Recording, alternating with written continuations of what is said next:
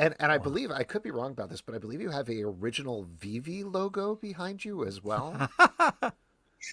Yep, that's first appearance. Whoa! Yay! 9.8. Well, awesome.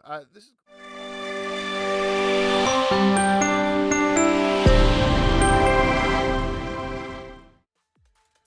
What is going on, ladies and gents? Welcome to Collectors Gone Digital. My name is Josh, and on today's episode, we're going to be covering David and Dan's recent appearance on the Comic Book Club. So this is VeVe's first appearance on a comic book channel, so we're not wasting any time with today's intro. We're talking about 6 different points, so grab a drink, grab a snack, sit back, relax, and enjoy.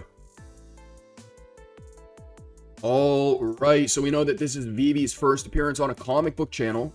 A couple months back, I did mention that David did say that some marketing announcements were coming up, and since then, we have had 2 new exchanges.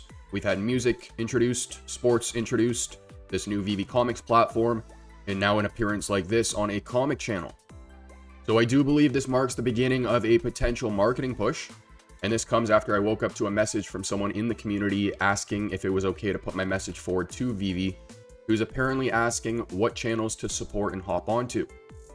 Now, apparently their response to this person actually recommending me was that they're only looking for comic channels, which is fair. If they're looking to promote the new VeVe Comics platform, that makes sense. But it does look like the team is looking for platforms that have audiences, aka influencer marketing, and influencer marketing can have huge benefits on a brand. So provided that VeVe does this right, they can increase their brand awareness, they can reach a more targeted audience, hence the comic-only channels. There's going to be content created as a result of these appearances, and it's super cost-effective for VeVe. And then the results they generate from something like this, they're actually easily measurable. So in this case, if you go back to the stream, right now there's about 450 to 500 views on the stream. That is a relatively small amount considering they have 11,000 subscribers. And then the engagement on the video is pretty standard for our community. So those would be the 2 biggest things I'd be looking at there. But I thought I'd just share that point before we dive into the bulk of the interview, which we'll do right now. So the first thing they talk about is how VeVe kind of started back in the day. And this was a question that Dan answered. He said that digital collectibles started gaining traction back in 2017, and this is actually when David and Dan were exploring options.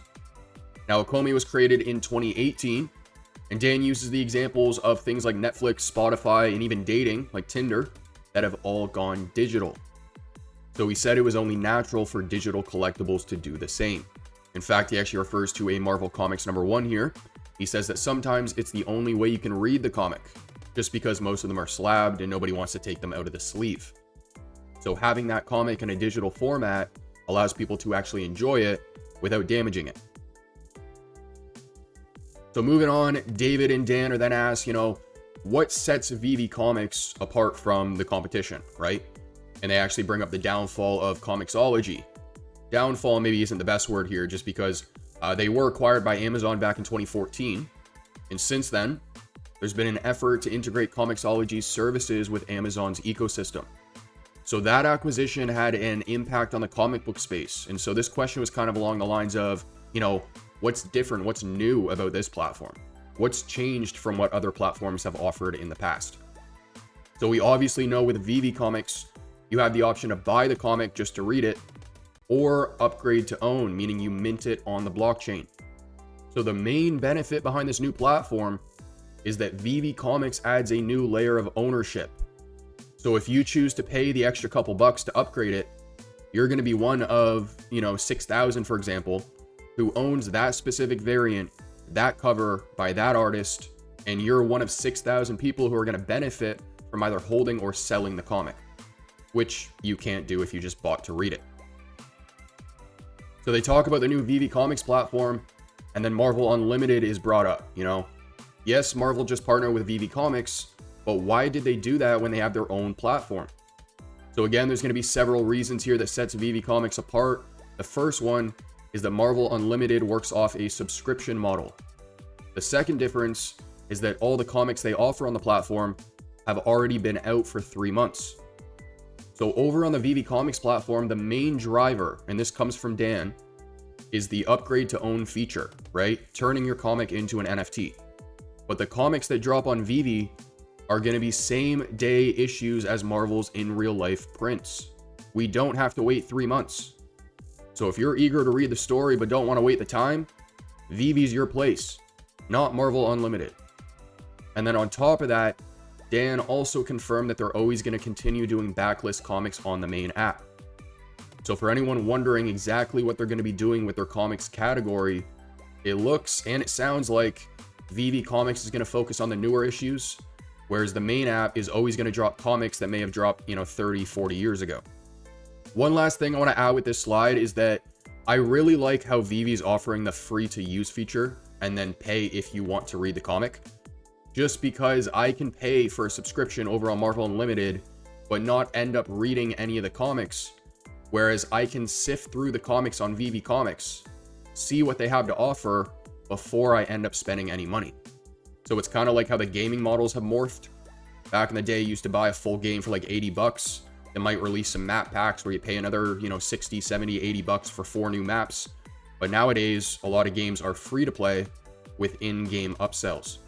And that's because what that user ends up spending over the lifetime of them playing that game ends up being far more than what the gaming studios were originally charging. I'd assume the same thing happens here with the VeVe Comics. We've already seen people buy hundreds of them. So moving on, David and Dan are asked about the sentiment towards things going digital. And I know we've addressed some comments made by some local comic shop owners in the past few weeks. And by the way, you guys can expect a video on that next week. I'm actually interviewing a lot of comic book shop owners in my local area just to get their opinions on what's happening in the space. So if you guys are interested in that, make sure to tune in next week. But Dan talks about life here. He talks about how you grow up, you get a job, you have a family, and then you might have to decide whether to give up and sell everything or push through it. That's been the standard process for a lot of physical collectors, I guess. Dan mentions how fun collecting is, and he refers to the reactions of the two hosts to the comics that David had just shown on screen, talking about how this is exactly why we do it. For quite some time, here's a Wolverine cover. Wow. Yeah, Oh, wow. it's been public. Whatever he did. Yeah, and I got a couple Moon Knight. I was Oh my actually God. reading the Moonlight from Frank. Oh, Yeah, I have a quite extensive collection from him. I mean, he's always been one of my favorite. You have to check out the thing. Yeah, Can I just say like that? Yeah, David hasn't stopped talking about Frank Miller for probably like the past 6 months. As he's Oh my God.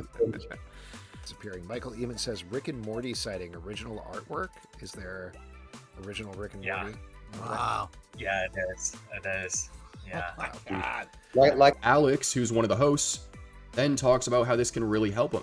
He refers to the stack of comics in his room that won't kill his children. And then he also mentions how he likes the ability to be able to collect different covers, because that is something that he apparently already does, but digital makes it easier. So they're asked about the overall sentiment around things going digital, and this is where the conversation kind of goes into energy costs associated with minting the NFTs. So Dan takes the lead on this one as well. I gotta say, by the way, I don't know if it's just me, but Dan came across a little different on this interview. He was super confident, full of energy. I think he did a great job. Dan mentions that a few years ago, energy costs were really high. But since then, they've dropped, quote unquote, over 99%. Now, he uses the example that VeVe is able to mint an entire collection, which is kind of vague because, the collection could be 10,000 editions, it could be 1,000 editions. But he said they can mint an entire collection for the same amount of energy that a laptop would use over the course of a month, which is, again, also kind of vague because that depends on how much you use the laptop. But Dan's conclusion is that the info is outdated, and I really, really liked his point to back this one up. He talks about how physical collectibles use plastic, resin, packaging, and they have to be shipped, whereas you pretty much eliminate all of that with digital. So it's a little unfortunate that that narrative got so much attention, but Dan does say that digital collectibles are more eco-friendly overall. And last but not least, we're talking about new publishers here. David and Dan were asked if they're going to expand their network of publishers, and the short answer to that is yes, which we already kind of knew. So David does confirm that they're talking with lots of independent and smaller publishers, and that a lot of these publishers actually come with third-party talent. So the artists, the writers, those types of people. He says that 20th Century Fox is now going to be a part of Marvel's frontline. So titles like Planet of the Apes and Aliens vs. Predator are going to be coming to VeVe. Shout out to Osman Collects. I know he was probably excited when he heard that one. They also said that we're going to be getting comics from different parts of the world. And with that, we're going to get comics released in different languages. My question with that is, are we going to be able to switch the languages inside the book, like a localization feature? And then to wrap the interview up, they're asked if we're ever going to get Dark Horse comics, which I'm just going to play the reaction/response for you guys because they didn't say yes, but it's a yes. The comments, David Dan, this is from 𝗖𝗵𝗍𝗍. Will we see Dark Horse Comics joining us on VeVe? Well, we can't comment anything. Yeah, the publisher, we do go into NDAs. Unfortunately, there's just so much, excitement around this digital transformation. We do want to keep it wrapped, but stay tuned. I mean, come on, right? If it's a no, you just say, oh yeah, we'll try and work on it. But by David saying, hey, we got an NDA, we're limited with what we can say, that's pretty much him saying, yeah, we're in talks with the brand without me being able to say the word literally in that sentence. So make of that what you will, but I feel like the response is quite obvious here. Ladies and gentlemen, that's going to conclude today's episode. I hope you enjoyed. Those are going to be 6 different points I recap from David and Dan's appearance on the Comic Book Club. And if I missed anything, please let me know down below. Now, I'm a little late with our fitness collection. I know I mentioned that was going to be dropping in March. I am just finalizing some of the last designs here. So for anyone who has been waiting for that collection, I appreciate the patience. It's right around the corner. But if you guys enjoy the content, make sure to like and subscribe. Comment down below what you want to see in a future episode. And as for next, I'll catch you then.